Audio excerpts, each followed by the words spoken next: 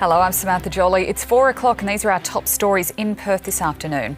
A dramatic rescue mission in croc-infested waters after a plane crash in Broome. Petrol pumps running dry. The Prime Minister appoints a fuel task force. Donald Trump turns on Israel over strikes on major gas hubs in the Middle East.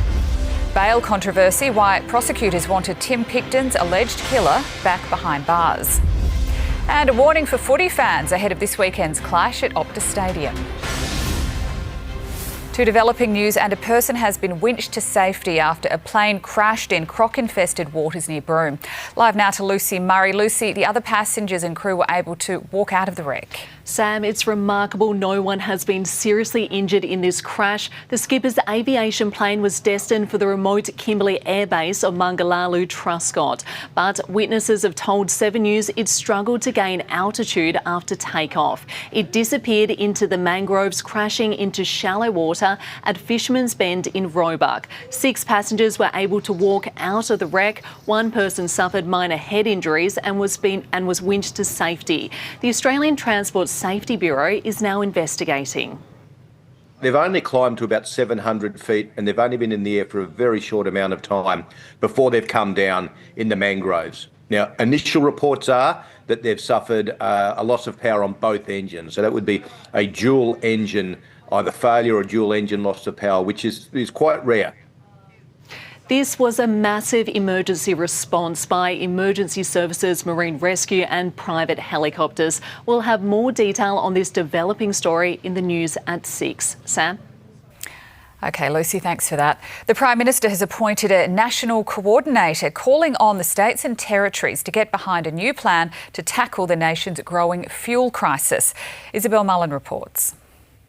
Good afternoon. Well, Anthony Albanese wants there to be a single point of contact at the federal level, so any fuel supply issues can be addressed from the top down. He has created a new job, appointing Anthea Harris as the National Fuel Coordinator. She is the former CEO of the Australian Energy Regulator. The PM holding National Cabinet from Hobart this morning, premiers and chief ministers dialing in from around the country. It is the states and territories that are responsible for distribution within their jurisdictions. Every state and territory will appoint someone to work with Ms Harris. To have a single point of contact was a common sense response. There is not less fuel in Australia today than there was 3 weeks ago. Meanwhile, the ACCC has launched an investigation of its own into major fuel suppliers Ampol, BP and Viva Energy amid allegations of anti-competitive behaviour as diesel supply issues emerge in rural areas. Angus Taylor, the opposition leader, addressing supply and inflation issues at a cafe south of Sydney. We should be taking it very seriously. The government's not on top of it. Now it's asking the ACCC to fix the situation. The Minister just needs to do his job, and he's failed to do that. The Prime Minister really hammering home the same message, telling motorists, particularly in the cities, not to take more fuel than they need, saying that's at the heart of the current crisis. Like Canberra, Western Australia has appointed its own statewide fuel coordinator. It's recognition that WA has some unique challenges not shared with the East Coast. That includes long distances for travel and isolation from the rest of the country. Rob Cossart, who recently coordinated flood recovery in the Kimberley, has been appointed to the position of State Fuel Coordinator. Our focus at the moment is to get local supplies, which are coming in through Kwinana and Port Hedland as we speak, out to those regional communities. And that's why we're working with the Commonwealth and with fuel suppliers to get those supplies going. WA's Commissioner for Consumer Protection has also been ordered to be on the lookout for retailers price gouging. Donald Trump has made an unexpected move, criticising Israel for a strike on a critical gas field in Iran. Jacqueline Robson reports from Tel Aviv. Well, Sam, the US president made it clear that Israel's strikes on the world's largest natural gas field had nothing to do with America. The hit on Iran's South Pars gas field first drew sharp criticism from Qatar, given it shares the northern end of that facility, but then came Tehran's retaliation, sending missiles into Qatar's LNG facilities, causing massive fires and damage. Qatar said it reserves the right to retaliate itself, officials reportedly rushing to the phone, demanding to know if the US had prior knowledge. An angry Donald Trump posting on Truth Social, ordering Israel not to strike the Iranian facility again, but warned if Tehran continued its attacks on Qatar, the US would massively blow up the entirety of the Iranian South Pars gas field with power never seen before, adding he would authorise it if the LNG sites came under more fire. Now, all of this comes as Israel took out another big scalp of the Iranian regime, the intelligence minister, while thousands turned out for a funeral procession for the security chief, Ali Laranjini. And among all this chaos, the Iranian female soccer team returned home following the Asia Cup in Australia. They were adorned with flower garlands, with just 2 players now remaining in Australia seeking asylum. But as some of the foreign ministers were meeting in Riyadh to discuss this escalating war, Saudi Arabia also came under attack. Officials there saying the Iranian attempts on its own energy facilities is akin to blackmail. Sam. Jackie, thank you. To breaking news now, and a 42-year-old woman has suddenly died in Banksia Grove. Police were called into Mayali Bend at around 9 a.m. this morning to find the woman unresponsive. A man in his 40s is assisting police. Our reporter is there on the scene. We'll return to this breaking news soon with more information, and we'll have an update in the news at 6. The 20-year-old man accused of killing Perth father Tim Picton in a one-punch attack has narrowly avoided being thrown back in prison. Brodie Dewar returned a positive breath test for alcohol over the weekend, but prosecutors ruled he didn't breach his bail. His strict conditions include a curfew, being prohibited from leaving the state, and no consumption of alcohol. Brodie Dewar is accused of manslaughter over the death of Tim Picton outside a Northbridge nightclub in December. He's yet to enter a plea to any of his charges.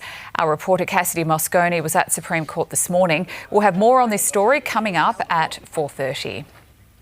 A damning new report into WA's response to domestic violence has revealed the system is failing victims. It comes as the number of violent offenders soars, leaving even more people at risk of serious harm. Rachel Tassica has more.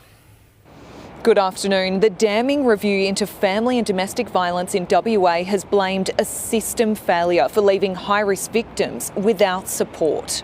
It comes as the number of DV offenders in the state hits a record high, soaring by 20% last year.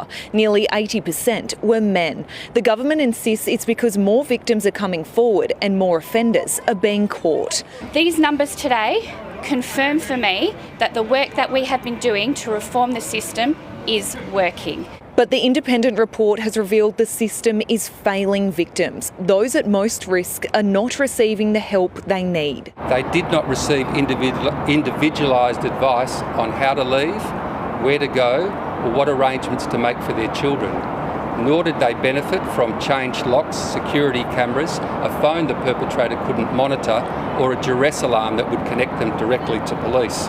3 significant findings have come from this report. Incomplete information collected by police means they're having to make decisions based on unreliable information. Children are not being viewed as victim survivors, and there's limited accountability for perpetrators. In one case, we found that a single perpetrator had interacted with the response teams on 81 previous occasions.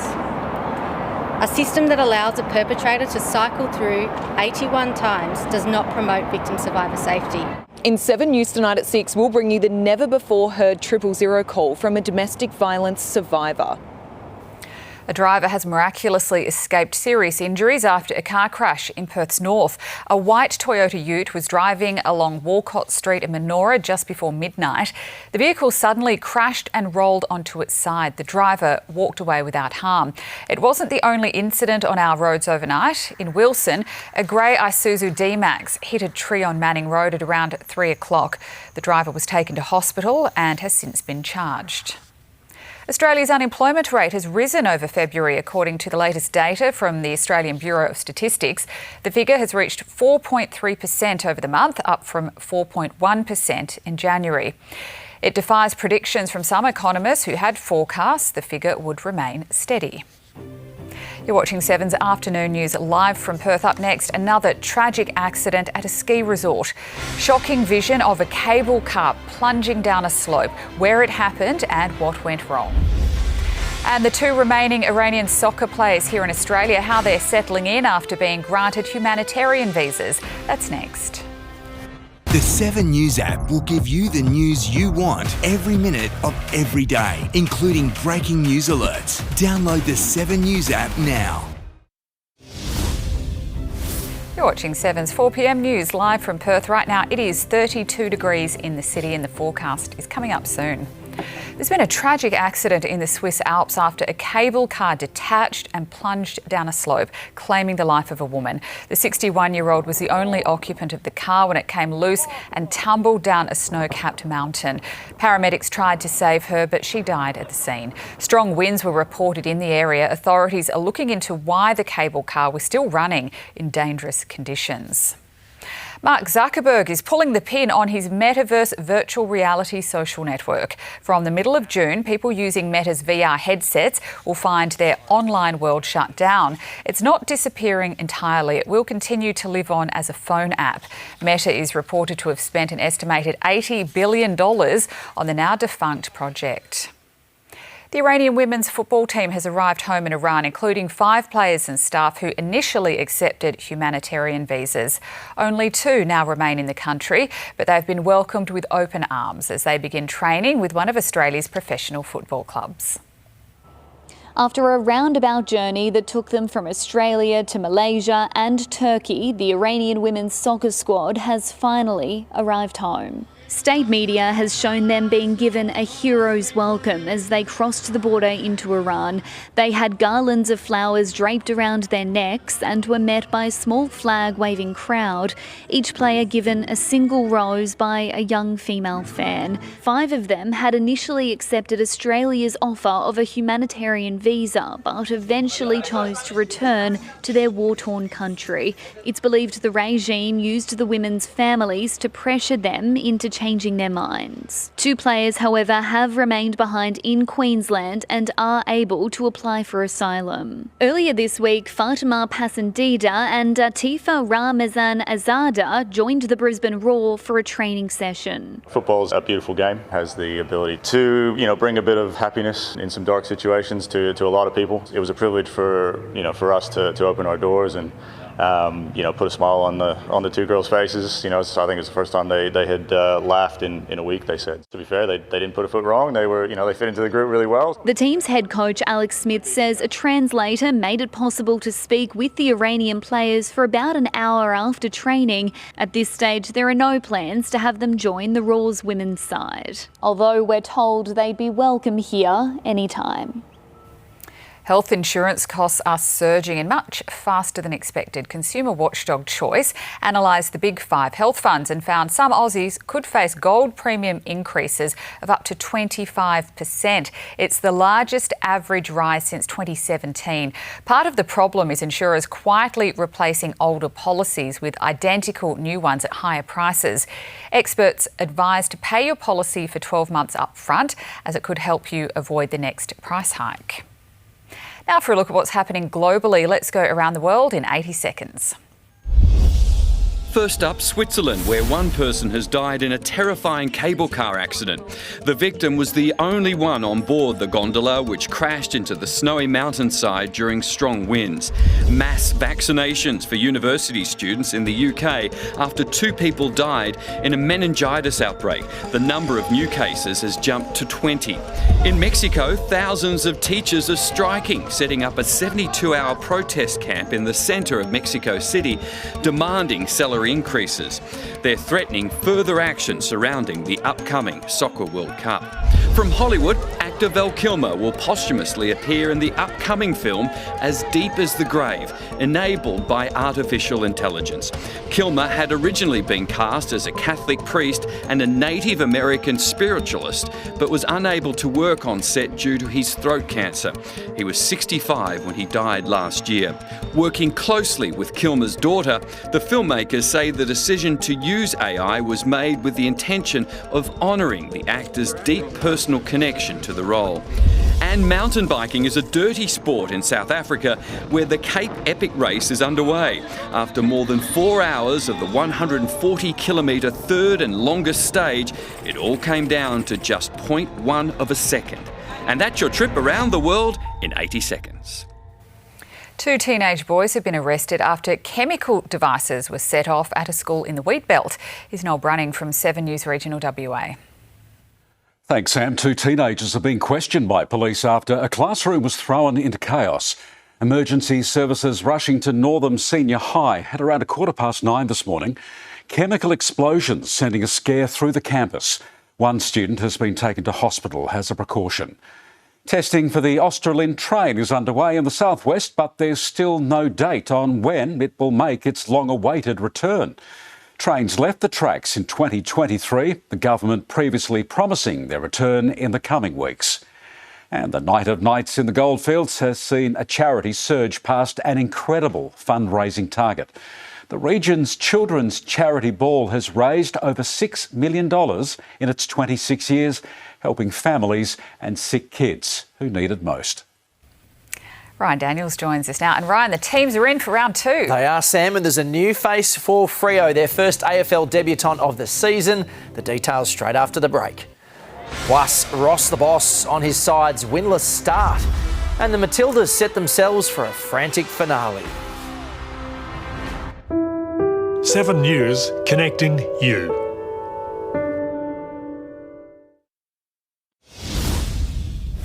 Dockers forward Chris Sherry will make his AFL debut against Melbourne on Saturday. The former VFL player was signed during the pre-season, the very last spot on Freo's list, and is a pressure forward who impacts the scoreboard.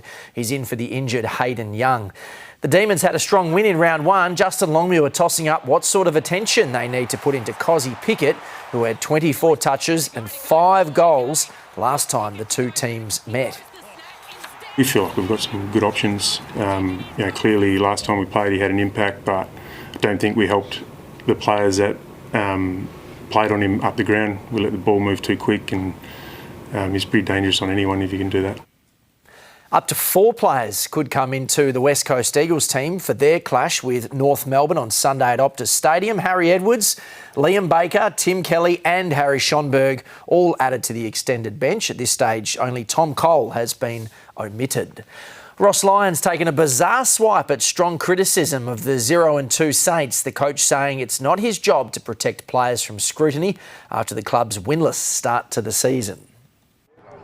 Pressure building at 0-2, the Saints desperately searching for an early season caffeine hit. Only one sugar for Ross. That's why it's AFL and it's high performance and it's abnormal. If you want normal, well, you step the other side of this microphone, the other side of the fence on the ground, and you pursue mediocrity in your life. The club insistent his mediocrity comment was directed at the players, not the public, coming after increased heat on big money stars Tom De Koning and Nasiah Wanganeen-Millera, and where the players need more protection. It's not our job. We just support people. That's why AFL football's abnormal. It's not like what you do. You're not under scrutiny. Captain Cal Wilkie named despite spending the morning indoors. After a turbulent off-season in which he tried to take off from Tullamarine, former captain Zach Merritt has come full circle now in discussions about a contract extension. My only involvement is, would you like to have Zach here long term? And that's a pretty simple answer. It's a resounding yes. That's despite Merritt's open desire to play in finals and Brad Scott's short-term forecast of pain. Probably one of the younger, more inexperienced Essendon teams I'll ever coach. It's only going one way from here for us. Where we are right now, at our best, I still think there's an obvious gap between, where the best teams in the competition are and where we are. Isaac Kako's back to face the power while the waiting game continues for defender Jordan Ridley. And Collingwood captain Darcy Moore continues to work back from a bad calf injury, with hopes he'll be fully fit to face the Giants in round 3. Theo Duropoulos, 7 News. The enormity of the challenge facing the Matildas in the Asian Cup final was on full display at Stadium Australia last night. Tournament favourites Japan booked the remaining spot in the decider with a brutal 4-1 demolition of South Korea.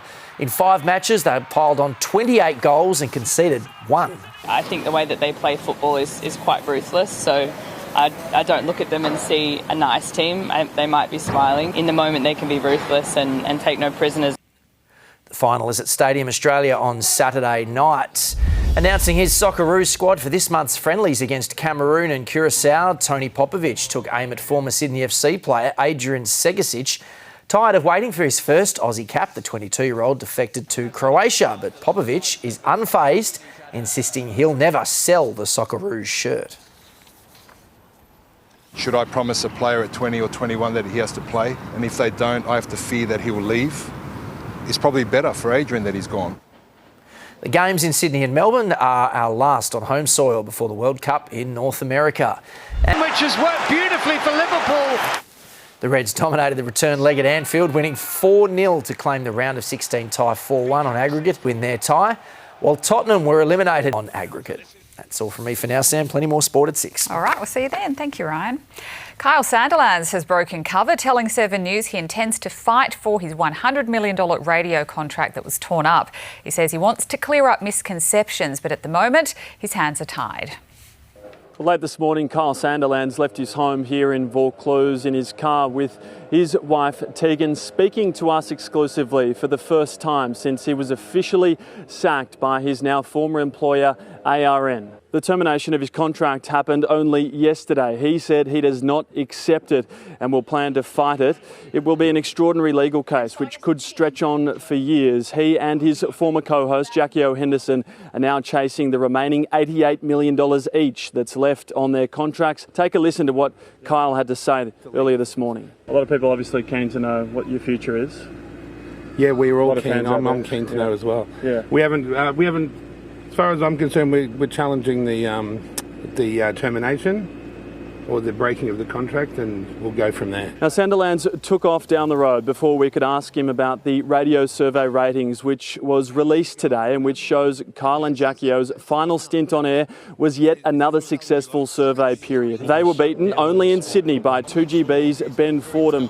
In Melbourne, however, Kyle and Jackie O's show came in a dismal 8th place yet again. Overall, ARN, Kyle and Jackie O's former employer, suffered a major blow after moving Gold 101.7's Jonesy and Amanda from breakfast to drive. Smooth FM took top spot overall and 2GB ratings lifted as well, but ARN lost a huge chunk of its audience, about 60,000. The next survey period will be the most interesting one to see what happens without Kyle and Jackie O. As Kyle said to us, he's certainly not stressed at all.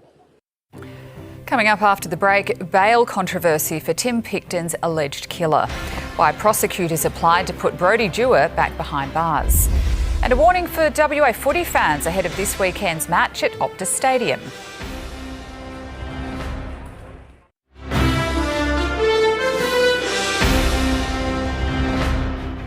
Hello, you're watching 7's Afternoon News live from Perth. Here are the top stories. Brodie Dewar, the man accused of a one-punch attack that killed Perth father Tim Picton, returns to the Supreme Court. The 20-year-old still out on bail despite a positive breath test. Trump's administration hauled before the US Senate, forced to explain why America chose to strike Iran. Tropical cyclone Narelle barrelling towards far north Queensland. The Category 5 system packing winds of up to 250 kilometres an hour. And a warning for WA footy fans ahead of this weekend's match at Optus Stadium. The new ticket rules attendees need to be aware of. We had another scorcher today, a warm top of 38 degrees with more heat on the way. I'll have your full forecast later this hour. The man accused of killing Perth father Tim Picton in a one-punch attack has narrowly avoided being thrown back in prison. Brodie Dewar returned a positive breath test for alcohol over the weekend, but prosecutors ruled he didn't breach his strict bail conditions. Good afternoon. Brodie Dewar had only been out of prison for 2 weeks, but he was dragged back in front of a Supreme Court justice this morning, accused of breaching his strict bail conditions. There are a number of them, including a curfew. He can't leave the state and he can't consume alcohol.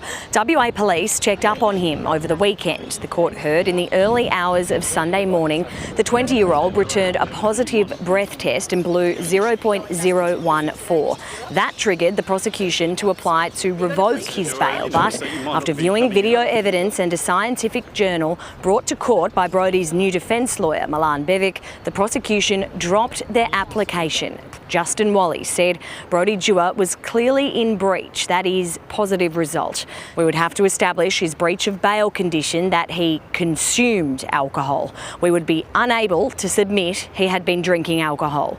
Brodie Dewar is yet to enter a plea to any of his charges. He's accused of manslaughter over the death of Tim Picton outside a Northbridge nightclub in December, and a second assault on a man days earlier that police didn't even know about because the victim couldn't remember it.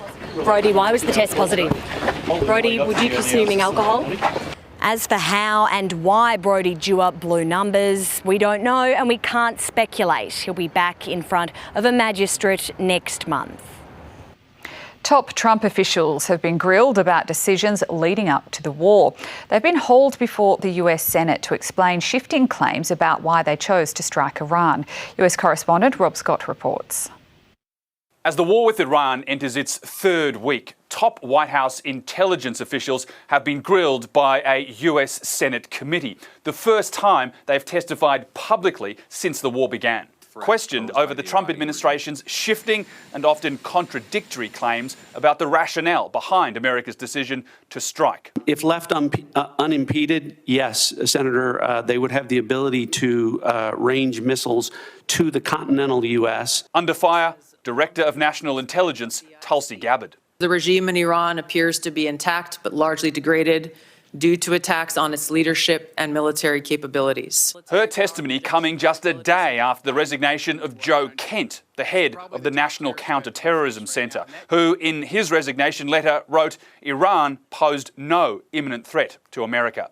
Gabbard, who is friends with Kent and has long opposed US intervention in the Middle East, was asked whether she believed Iran posed an imminent nuclear threat. The only person who can determine what is and is not an imminent threat is the president. In her printed opening statement published before today's hearing, the director wrote Iran's nuclear enrichment program had been obliterated after the US bombed key sites last year, and that there'd been no effort since then to rebuild. But when she testified today, she left those parts out. You omitted that paragraph from your oral opening. Was that because the president had said there was an imminent threat 2 weeks? No, sir. I recognize that the time was running long and I skipped through some of the portions. Tulsi Gabbard also wouldn't back up claims from Donald Trump that no experts had predicted Iran would retaliate to US strikes by attacking its neighbours in the Middle East. Refusing to say whether she'd briefed the president about that possibility, despite the fact that Iran had openly talked about that in the past. Tropical cyclone Narelle is closing in fast, racing towards Cape York in far north Queensland and packing winds up to 250 kilometres an hour. The system's expected to cross a remote stretch of coast as a Category 5 storm tomorrow morning. Here in the Cookshire, people and communities are no stranger to wild weather, but this system promises to be far beyond what they're used to. The Queensland Premier is warning if Cyclone Narelle crosses the coast as a Category 5 system, it will be the first time that's happened here in more than 100 years. Your windows to prepare and take action are closing, and they're closing quickly. Narelle intensified to a Category 5 earlier today. She's forecast to cross the coast around 10 o'clock tomorrow morning and pass directly over Cowan, a remote community home to about 400 people. They'll start experiencing powerful winds as early as tonight, but by tomorrow morning they'll be very destructive. The type of wind that is being predicted is the sort of thing that will blow apart sheds, that will blow caravans down roadways and create fields of airborne debris. After the wind, the rain and the storm surge, with the crossing likely to coincide with high tide. Cooktown is south of where Narelle is predicted to cross, but still in the warning zone. Water police spent the morning checking on boaties, telling them to move their vessels to a better protected spot before taking shelter on land. No one has insurance during a cyclonic event, even though you might be fully insured other times. So yeah, we'll stay on board our vessels this evening and just try and mitigate anything that could go wrong. Extra police, paramedics and swiftwater rescue crews have been stationed across the Cape communities. Officers have again been going door to door, noting who's sheltering where and making sure everyone has sufficient supplies. Do you guys have much food and water? Once Narelle makes landfall, she'll keep moving quickly, expected to cross to the Gulf of Carpentaria coast near Aurukun by tomorrow evening. Here in Cooktown, it was busier earlier today, but as the weather has turned, it's become more deserted and will likely stay that way until Narelle crosses. Last week, 7 News brought you the story of Laura McAlmont, a single mother of 2 facing life on the streets. As Francesca Danuccio reports, the 35-year-old is now facing another setback. Good afternoon. Well, Laura McAlmont and her family have been staying in hotel accommodation since being evicted from their granny flat in Perth's north last Sunday. The single mother of 2 thought things couldn't get any worse, but yesterday, while moving the last of her family's belongings, she had a gas bottle and fuel-powered generator stolen. I had accumulated my last bits and pieces in the thoughts of preparing for perhaps a caravan type sort of setup in our next step forward. Just, defeated, deflated, helpless almost. Since 7 News aired her story last week, Laura says she's been inundated with accommodation offers. A lot of that is down very south from where we are. And as much as I am open to and very willing to move the children's school, I need that to be the long-term solution. A GoFundMe set up a few days ago by Laura's friends has raised $5,000. Laura says she's called 12 support services in the past couple of months who've told her emergency housing is at capacity. We're seeing an increase in referrals of people that are experiencing homelessness for the first time, and that's because of a housing issue. And so what we're seeing is that there are people living in their cars for years on end. We are also seeing a lot more children. So we're talking about then children with parent, with a mum or a mum and a dad living in cars. You know, there just really is no options at the moment. Tomorrow night will be Laura and her family's last night of hotel accommodation. Then they're facing life on the streets. We'll have more on this story in 7 News at 6. Footy fans are warned of potential delays getting inside Optus Stadium this weekend as the Eagles and Dockers host their first home game for the season. Attendees are being urged to arrive early with their tickets already downloaded. Good afternoon. With the first AFL season proper games kicking off this weekend at Optus Stadium, you might notice some changes at the ground. Some of the biggest changes will be to do with beer. First of all, there'll be full-strength beer on offer and no more paper cups. Instead, it'll be served in these reusable plastic cups. But some of the first changes you might notice will be at the gate when you arrive. Get here early. The new ticketing system, it caught a lot of people off guard at the state of origin, and we know that many of us leave it to the last minute. I've done that too, left it to the last minute, downloaded my tickets right at the last minute. Of course, that does sometimes create some problems. The stadium is eager to avoid what was seen when hundreds missed bounce down at the State of Origin in February, waiting to get inside. People were caught out by changes to the ticketing system, targeting scalping and scammers. It means screenshots or printed out tickets don't work. Instead, you need the Ticketmaster app on a smartphone. Download your ticket early to your application, to Ticketmaster application, and to your mobile phone wallet if you so choose. Do that before you get to the ground. If you do, you're in the running for a range of prizes from both Ticketmaster, the stadium, and both clubs, which include things like visits to the rooms, signed jumpers, and other chances to get your ticket upgraded. In 7 News at 6, we'll have all the details you need before coming to Optus for the next game. Thank you, James. After the break, results from this year's World Happiness Report. Which country took out the top spot and where does Australia rank? Plus, surprising new medical research. Could detecting Alzheimer's be as simple as using a nasal swab? That's next. 7 News, connecting you. The annual Australian Rich List is out, and still on top is mining magnate Gina Rinehart with an estimated fortune worth $41.6 billion. She was closely followed by real estate tycoon Harry Triguboff and paper and packaging boss Anthony Pratt. Clive Palmer and Canva founder Cliff Obrecht round out the top 5. Former Seven chairman Kerry Stokes has also returned to the top 10. And Finland has taken out the top spot for the happiest country in the world for a record 9th year in a row. The annual report published by Oxford University ranks more than 140 countries, judging each population's average assessment of their quality of life. They have wealth, but they redistribute it very equally, thanks to a wonderful welfare state. Australia placed 15th on the list. Concerningly, the report also found a decline in well-being among young people in English-speaking countries linked to heavy social media use. Thousands of Jetstar passengers will soon be locked out of Qantas lounges under a new rule change. From July, Qantas Club members, as well as Gold and Platinum frequent flyers, will have their lounge access blocked when flying international Jetstar routes. There are exceptions, including higher-priced fares and top-tier members, but for many travellers, it's back to waiting at the gate. Qantas is also clamping down on its lounge invitations, which will soon only be transferable to someone travelling on the same flight as you. An out-of-control robot has caused chaos at a restaurant in California. The malfunctioning machine's dance moves became increasingly erratic as it lost control of its metallic arms and started smashing dishes.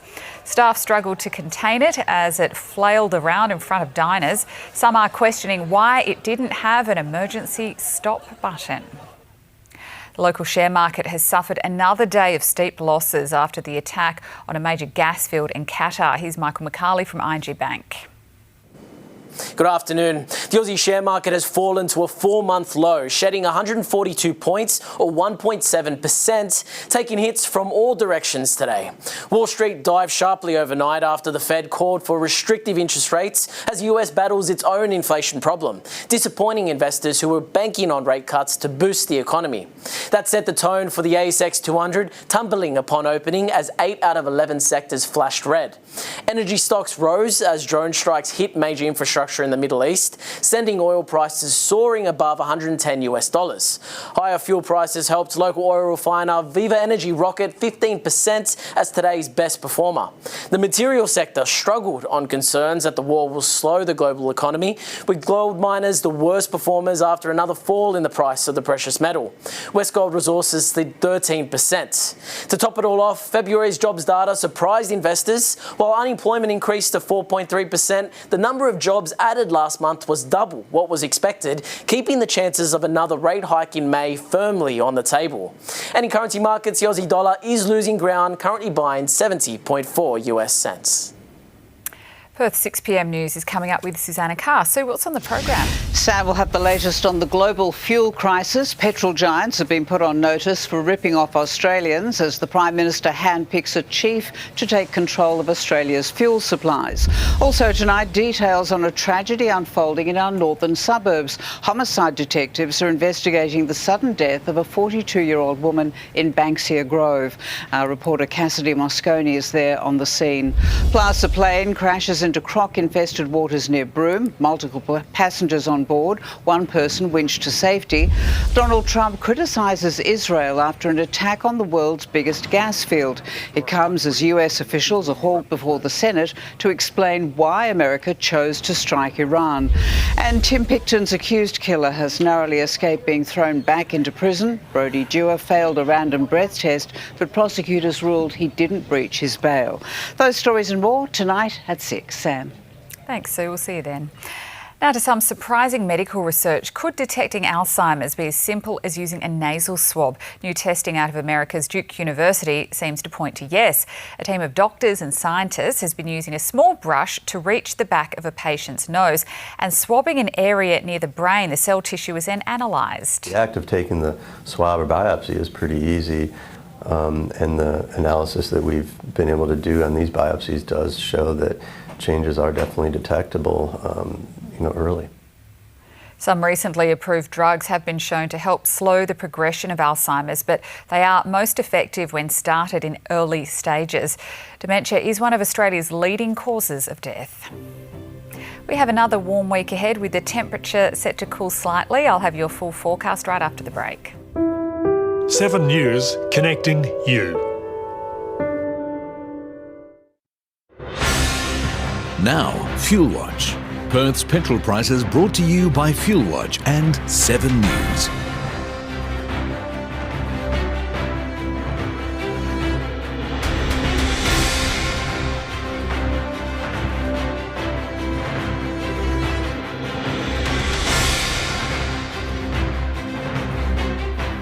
Checking the weather now, it was another scorcher today, a top of 38 degrees in the city this afternoon. Looking at the national forecast, storms possible for Canberra and Darwin, cloudy and 22 in Melbourne tomorrow, and showers for Brisbane and Sydney. Back to Perth, it's staying warm tonight, a low of 21. Then the autumn warmth will continue all week. Tomorrow mostly sunny and 34. Saturday 33. Sunday the same.